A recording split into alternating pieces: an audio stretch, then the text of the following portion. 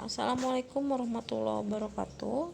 Selamat pagi semua anak-anak tercinta. Ya, di sini Ibu akan memberikan penjelasan mengenai materi yang sebelumnya sudah Ibu berikan melalui Google Classroom. Ya, yang menyangkut tentang berita. Ya, Ibu yakin kalian sudah pernah mendengar, membaca, atau bahkan mungkin menuliskan berita. Tapi mungkin di dalam benak kalian sebenarnya apa sih itu berita? Kemudian apa sih yang sebenarnya perlu kalian pahami dari sebuah berita? Ya, jadi tujuannya kalian mempelajari berita ini adalah supaya kalian benar-benar memahami hal mendalam apa yang ada dalam berita tersebut. Jadi ketika kalian membaca berita, nanti begitu ada orang yang bertanya, apa sih isi beritanya? Nggak tahu dah gitu. Jadi tujuannya seperti itu. Jadi ketika kalian mempelajari ini, ketika nanti kalian membaca berita, ada yang nanya berita tentang apa, tentang ini loh ya. Jadi kalian benar-benar paham apa yang kalian baca, apa yang kalian dengarkan. Ya, selanjutnya kita lanjut ke slide berikutnya tentang pengertian berita. Ya, pengertian berita menurut ahli. Ya, yang pertama ada dari Michael. Berita adalah laporan tercepat dari suatu peristiwa atau kejadian yang faktual, berarti berisikan fakta. Ya, penting dan menarik. Selanjutnya, Willard mengatakan bahwa berita diartikan sebagai sesuatu yang terkini atau baru. Ya, berarti sama seperti dengan William juga mengatakan bahwa berita ini adalah informasi yang baru terjadi. Ya, di sini dapat kita lihat bahwa dapat menarik perhatian pembaca. Surat kabar. Tapi berita bukan hanya disampaikan melalui surat kabar saja kan? Sekarang juga sudah ada media elektronik ya. Ya, jadi dapat kita simpulkan dari pengertian para ahli di sini bahwa berita adalah suatu laporan atau informasi mengenai suatu kejadian yang bersifat faktual, penting, dan disampaikan kepada masyarakat melalui media massa, contohnya surat kabar. Ya, itu adalah pengertian berita yang dapat kita simpulkan dari beberapa pengertian berita menurut ahli. Ya, kita lewati soalnya. Ya, berikutnya ada unsur-unsur berita. Yaitu unsur berita ada 5W plus 1H. Yang pertama adalah what, who, yang kedua kemudian why, keempat when, selanjutnya where, dan yang keenam adalah how.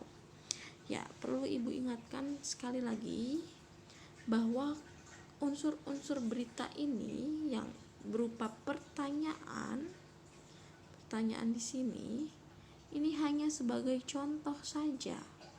Ya, jadi bisa saja nantinya bentuk pertanyaan ini akan berbeda menyesuaikan dengan isi beritanya.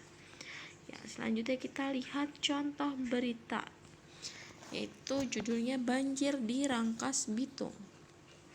Banjir merendam pemukiman warga dan sejumlah bangunan sekolah di Lebak, Banten Selasa sore. Para siswa harus menanggalkan alas kaki untuk berangkat ke sekolah. Guyuran hujan deras selama 3 hari membuat aktivitas warga dan para siswa terganggu. Salah satunya di Sekolah Menengah Negeri 1 Rangkas Bitung, Lebak, Banten. Banjir setinggi 30 hingga 50 cm membuat siswa harus berjalan menerjang genangan menuju sekolah tanpa alas kaki. Meski demikian, para siswa tetap semangat belajar. Hingga tadi malam, hujan masih mengguyur wilayah Rangkas Bitung, Lebak, Banten. Warga berharap sistem saluran air segera diperbaiki. Ya, selanjutnya kita lihat di sini ada unsur berita banjir di Rangkas Bitung. Tapi hanya yang dituliskan di sini baru 3. Itu unsur apa, what, siapa. who, kemudian di mana, when. Apa yang terjadi? Yang terjadi adalah banjir. Terlihat di judulnya ya, sudah jelas banjir di Rangkas Bitung. Sama seperti yang ketiga, di mana, where, di Rangkas Bitung. Siapa yang terlibat?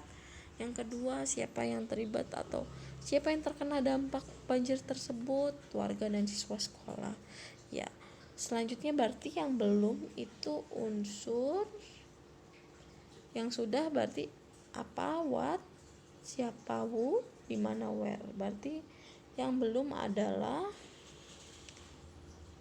why, kemudian when, dan how, bagaimana. Ya, sekarang kita lanjut yang ketiga ya. Kita lihat unsur yang ketiga di sini ada why. Mengapa peristiwa atau hal tersebut bisa terjadi? Mengapa banjir tersebut bisa terjadi? Ya, karena adanya hujan deras selama 3 hari. Ya, itu jawabannya. Ya, selanjutnya kita lanjut ke when. Kapan banjir tersebut terjadi? Yaitu pada Selasa sore. Selanjutnya unsur yang terakhir how. Bagaimana peristiwa tersebut dapat terjadi? Nah, untuk unsur yang how ini, kalau kalian menggunakan pertanyaan ini, maka jawabannya mungkin akan sama dengan yang why. Mengapa peristiwa atau hal tersebut bisa terjadi? Mengapa banjir tersebut bisa terjadi? Bagaimana banjir tersebut dapat terjadi? Ya, jawabannya karena sama-sama ada hujan deras selama 3 hari. Nah, agar kalian mendapatkan unsur berita yang lain atau lebih lengkap lagi, berarti kalian harus menyesuaikan pertanyaan how ini dengan isi beritanya. Kita ganti pertanyaannya. Dari bagaimana peristiwa tersebut dapat terjadi, mengenai bagaimana dampak yang dirasakan karena adanya banjir di Rangkas Bitung. Dampak berarti akibat. Akibatnya apa sih? Ya, membuat aktivitas warga dan para siswa terganggu. Ya, jadi seperti itu. Jadi ketika kalian mau menentukan unsur-unsur berita, ini harus kalian sesuaikan dengan isi beritanya. Jadi untuk ke-6 unsur ini masih dapat kalian ubah menyesuaikan dengan isi berita. Ya, sampai sini Ibu rasa sudah cukup penjelasannya sampai dengan unsur-unsur berita. Jika memang ada yang belum memahami mengenai pengertian berita atau sampai dengan unsur-unsur berita, bisa kalian tanyakan kembali melalui Google Classroom atau bisa chat melalui WA juga tidak apa-apa.